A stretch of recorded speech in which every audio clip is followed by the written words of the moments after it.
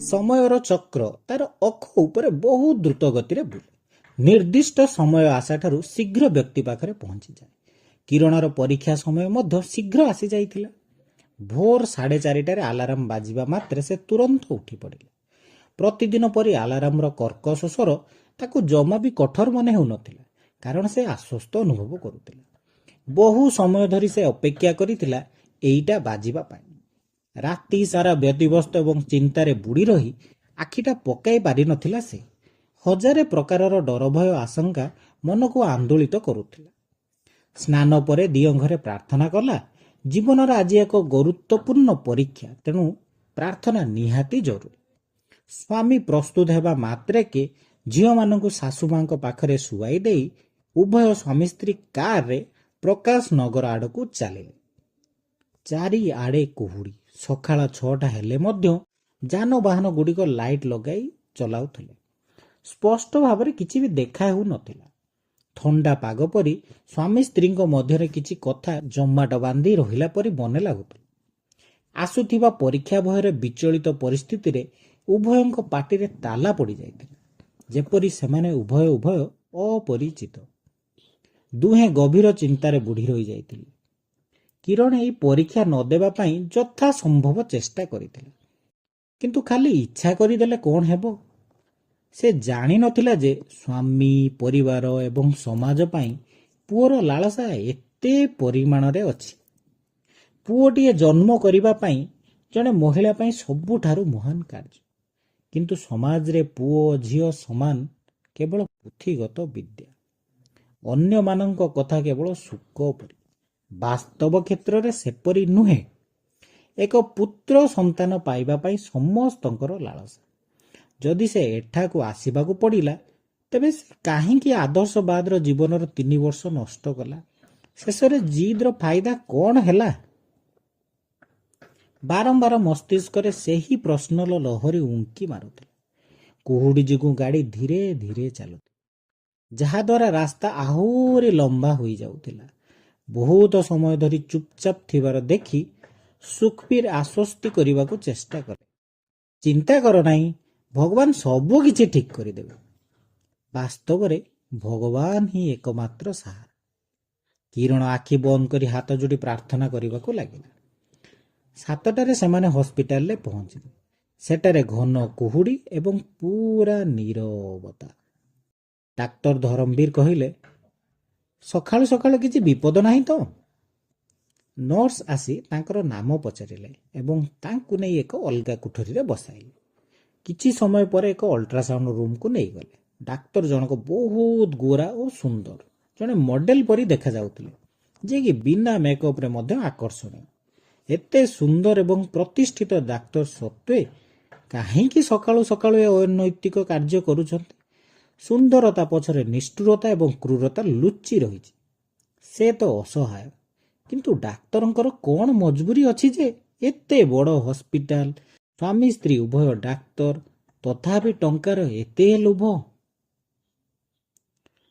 ଡାକ୍ତର ତାକୁ ମେସିନ ସାମ୍ନାରେ ଶୁଆଇ ଦେଲେ ଏବଂ କମ୍ପ୍ୟୁଟର ମନିଟରକୁ ଦେଖିବାକୁ ଲାଗିଲେ। କିରଣର ବିଚଳିତ ଏବଂ ଅସ୍ଥିରତା ଧୀରେ ଧୀରେ ବଢ଼ିବାକୁ ଲାଗିଲା। ସେ ମନ ହୃଦୟରେ ଭଗବାନଙ୍କୁ ସ୍ମରଣ କଲା। କିଛି ସମୟ ପରେ ମେସିନ ତା ଜୀବନର ନିଷ୍ପତ୍ତି ନେବ। ଯେପରି ପରୀକ୍ଷା ଫଳାଫଳ ଜାଣିବା ପାଇଁ ସେ ଏକ ଜଣେ ଆଗ୍ରହୀ ଛାତ୍ର, ନିର୍ବାଚନ ଫଳାଫଳ ଜାଣିବା ପାଇଁ ସେ ଗୋଟେ ଅଧୈର୍ଯ୍ୟ ନେତା ଏବଂ କ୍ରିକେଟ ମ୍ୟାଚର ଫଳାଫଳ ଜାଣିବା ପାଇଁ ଅଧୈର୍ଯ୍ୟ ସଟ୍ଟେବାଜ।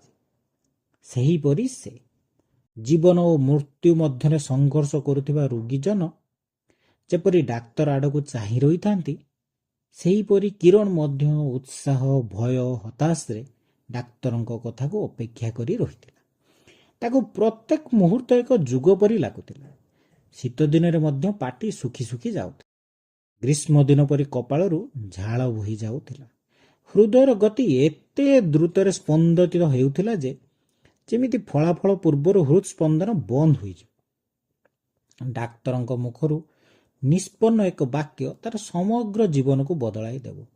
ସମ୍ପୂର୍ଣ୍ଣ ବାକ୍ୟ କାହିଁକି, ଗୋଟିଏ ଶବ୍ଦ, ପୁଅ କିମ୍ବା ଝିଅ। ଏହି ସ୍ୱର ତାର ଜୀବନକୁ ସ୍ୱର୍ଗ କିମ୍ବା ନର୍କରେ ପରିଣତ କରିପାରେ। ତାର ସମଗ୍ର ଜୀବନ ଗୋଟିଏ ଶବ୍ଦର ପ୍ରତୀକ୍ଷାରେ।